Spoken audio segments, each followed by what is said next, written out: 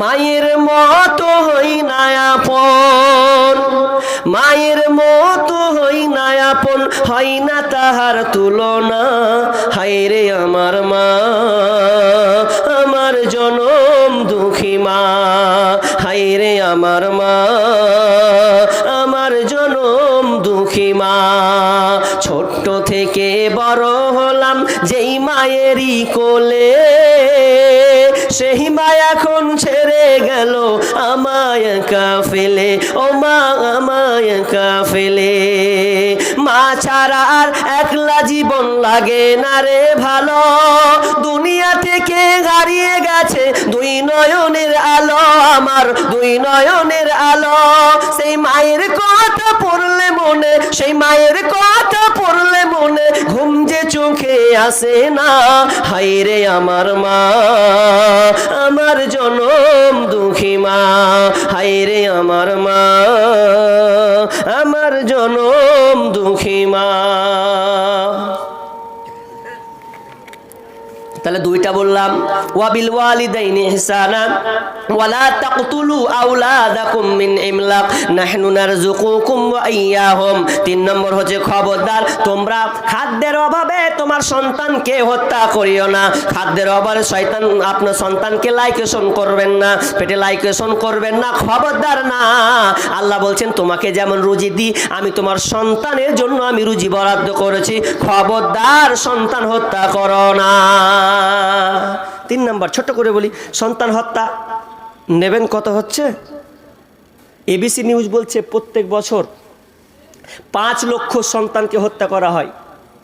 প্রত্যেক বছর মায়েরা 5 লক্ষ সন্তানকে হত্যা করে।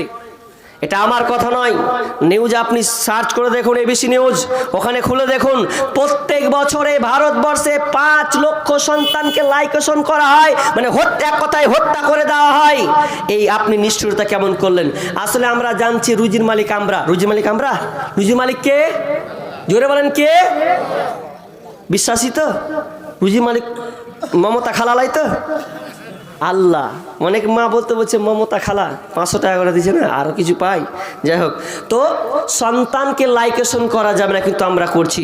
রুজির মালিক আল্লাহ, পৃথিবীর কেউ নয়। এ ব্যাপারে আমার আলোচনা আছে, লম্বা আলোচনা আছে এই ব্যাপারেই, কিন্তু একটা কথা বলি যে রুজির মালিক, রুজি দেনেওয়ালা হচ্ছেন আল্লাহ, পৃথিবীর কেউ আপনাকে রুজি দেয় না। মানুষকে আল্লাহ যেটুকু রেখেছেন সেটুকুই। আবার ভারত সরকার এখন কি বলছেন যে 2টি সন্তানের বেশি নেওয়া ঠিক নয়, ভালো নয়।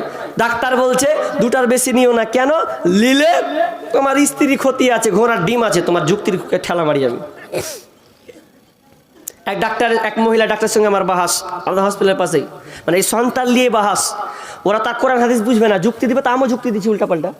ওরা কোরআন হাদিস বুঝে না। তো রুজির মালিক হচ্ছেন আল্লাহ। তা আল্লাহর রুজি কোনো মানুষ ব্যক্তি নয়। তা আমরা বলছি বেশি সন্তান নিলে মনে হয় খেলাতে পারবো না, এটা ভাবি অনেকে। আরে বেশি সন্তান নয়, যদি বলা হয় ভারত সরকার যদি বলে যে 2টার বেশি সন্তান নেওয়া যাবে না, তাই আমি প্রথম হাত ধরবো, তাহলে নরেন্দ্র মোদীকে হটাতে হবে।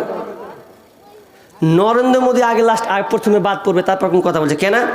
নরেন্দ্র মোদী বাপের কয় নম্বর সন্তান জানা আছে কারো? কয় নম্বর সন্তান? 5 নম্বর। তাহলে হঠাৎ 5 নম্বরকে 2টার বেশি লওয়া যাবে না বলেছে, তো অন্যকে প্রধানমন্ত্রী কর, তারপর দেখছি, তারপর আইনটা পাস কর। ও তো 5 নম্বর সন্তান, ওর বাপ মা যদি 2টা লিতে থাকতো, ওর মোদের মুখই দেখতে পেতেন আপনারা। এসব মানে সন্ত্রাসী করা, যে হামলা করছে ও করতেই পেত না, দেখতেই পেত না। তাহলে ও বাপ মা যদি করতো তাহলে খারাপ ছিল। সন্তান রুজির মালিক আল্লাহ, আমি আপনি নয়।